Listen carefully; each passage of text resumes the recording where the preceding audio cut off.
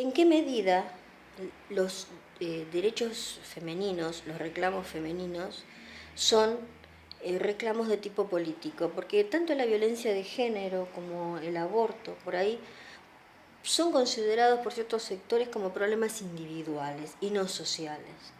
Esos reclamos son políticos, inclusive de una politicidad que agrega sentidos absolutamente conocidos, no solamente por la teoría feminista, sino yo diría por la propia repercusión que tiene en la sociedad el reclamo de las mujeres, ¿no? Entonces, todas las líneas que suponen agencia de derechos son políticas. En el caso particular de las mujeres, somos más de la mitad de la población. Quiere decir que hay una afectación política, yo diría, vertebral. Hay cuestiones que pueden afectar a un pequeño número de personas o a un cierto número de personas, inclusive a una cierta base intensa de personas. Pero tratándose de las mujeres, he aquí que hay una consideración fundamental demográfica. Entonces, todos los reclamos que hacemos en torno de los derechos de las mujeres tienen inexorable, han sido así considerados inclusive por la teoría feminista, inexorable clave de politicidad. Se trata de una matriz central, las relaciones de género son una matriz central en una sociedad. De modo que no hay cómo huir de la posibilidad de no politizar el reclamo de las mujeres. No es posible concebirlo ni teóricamente ni prácticamente.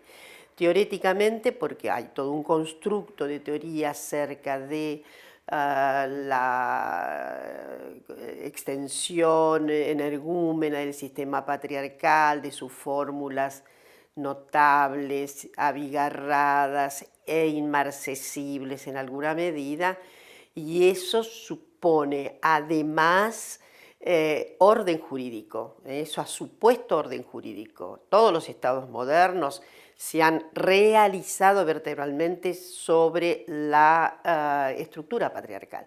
Entonces, comenzamos por yo diría, el nudo central sobre una arqueología central de la política.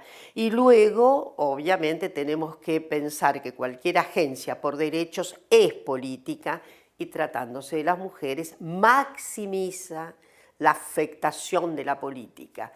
No sé si he sido clara, pero espero que se haya comprendido que cualquier reclamo de mujer se politiza. Yo creo que la notable, digamos, enunciación que hicieron las feministas en la cresta de la segunda ola, ya en los años 70, de lo personal es político, y lo notable es que ese enunciado no reconoce una maternidad particular.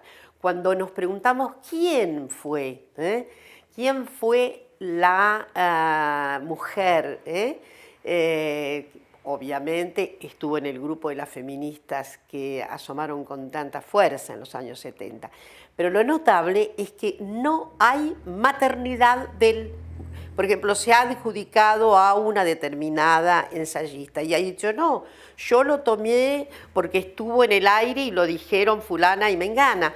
Digo, hay una serie de personas, de mujeres en la gesta feminista de la segunda ola que coparticipan de la generación del concepto, pero no es atribuible el concepto lo personal es político, a una determinada ensayista feminista, lo cual me parece siempre algo muy singular.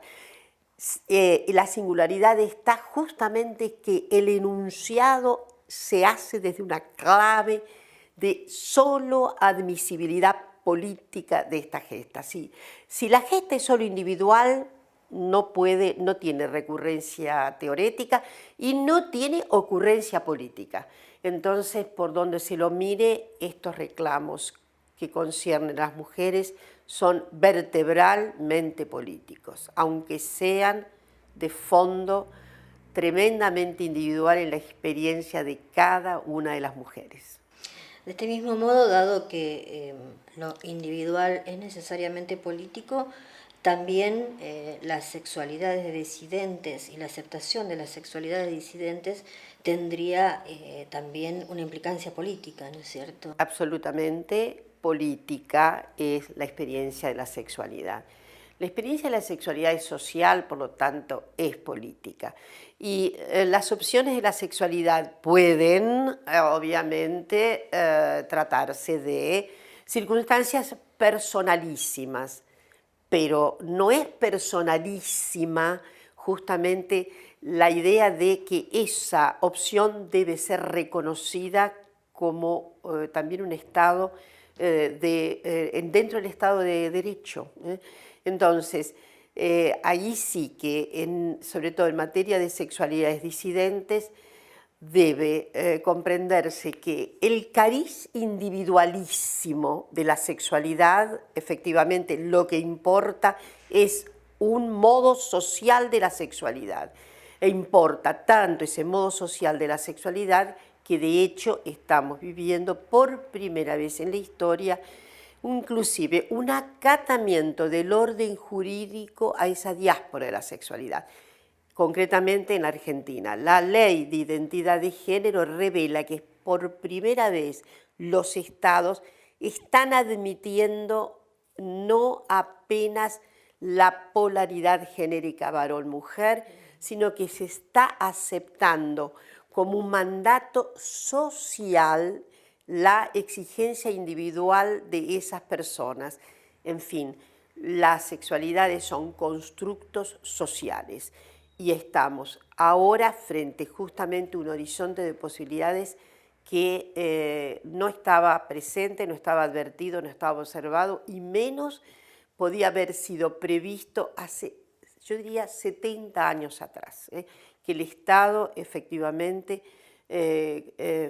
se admitiera que hay que reconocer que no se trata solamente de la binariedad sexogenérica, sino de que hay un arco enorme de posibilidades de la sexualidad que son construcciones sociales, aunque se encarnen en personas. Entonces existe una relación entre la sociedad patriarcal y esa bipolaridad sexual, digamos, es una imposición de alguna manera de la sociedad patriarcal. Si creemos absolutamente que ha sido el sistema patriarcal en su larga existencia, no siempre repitiendo lo mismo, pero pareciéndose casi siempre a lo mismo, es el gran ordenador del sistema sexo genérico binario. Fue el gran constructor y es el gran ordenador, en suma.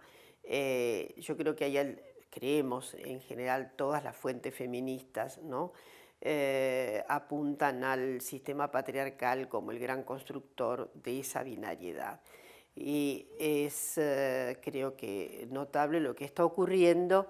Ahí se ve en estas fórmulas que los estados, digo, ya tienen que acatar. En este caso, el Estado argentino fue promisorio y hemos tenido el privilegio de exportar la ley de identidad de género. Es uno de los grandes bienes simbólicos de este país que ha merecido un acatamiento en algunos otros países, aquellos que están con una tradición más cercana al reconocimiento de estos derechos personalísimos, que digo son sociales, profundamente sociales.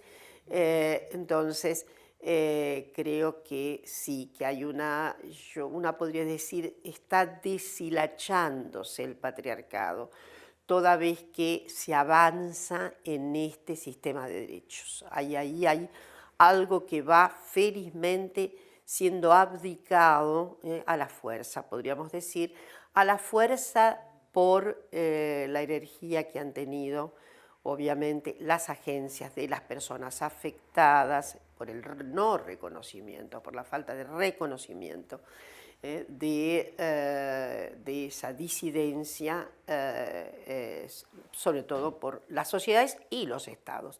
Esta es una de las cuestiones fundamentales en la procura de establecer, obviamente, un nuevo derecho, ¿no?